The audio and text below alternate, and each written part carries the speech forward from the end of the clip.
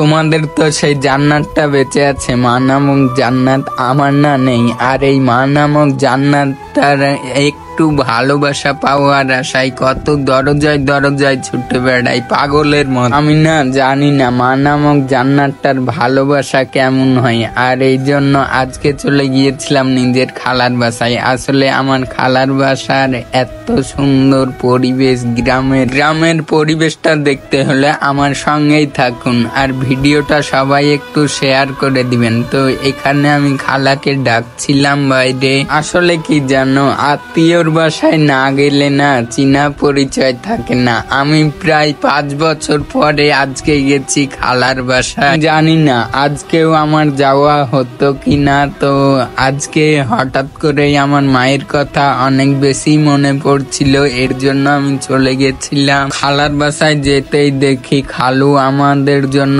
বাজার করতে যাচ্ছিল। আমি মানা করছিলাম যে যাওয়া লাগবে না খালু, তারপরেও বাজার করতে গেল।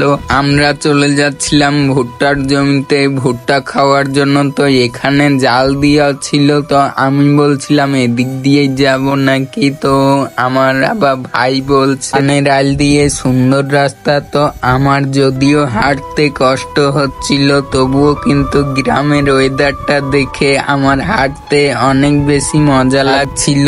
আসলে গ্রামটা অনেক সুন্দর, তাই না বলেন? একটু সবাই কমেন্ট করবেন। হ্যাঁ, আসলেই একটা বিষয় কি জানেন, আমার মা নেই, কিন্তু আমি এই যে আপনাদের কাছ থেকে এত বেশি সাপোর্ট, ভালোবাসা পাচ্ছি, এটা কিন্তু আমার জন্য অনেক বড় একটা পাওয়া। তো চলে আসলাম ভুট্টার জমিতে, আর আপনাদেরকে একটু ভুট্টার গাছগুলো দেখাই, কত বড় বড়।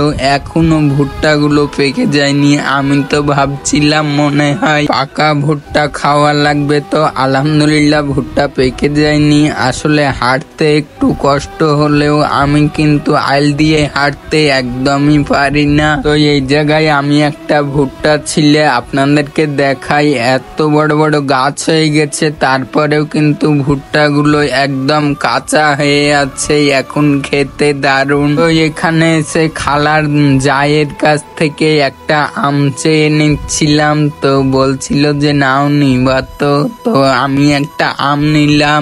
তো ভাইকে আম ফাটাতে দিলাম। তো আমটা ফাটিয়ে খেতে গিয়ে এত পরিমাণে টক লাগছিল, আসলে আমটা খিরসা পাচ্ছিল না। আমি আপনাদেরকে আবারও বলে নিচ্ছি, আমার ভিডিওটা যদি আপনাদের কাছে একটু পরিমাণও ভালো লেগে থাকে, আমার চ্যানেলটা সাবস্ক্রাইব করবেন এন্ড ভিডিওটা সবাই শেয়ার দিবেন, আর আমার পাশে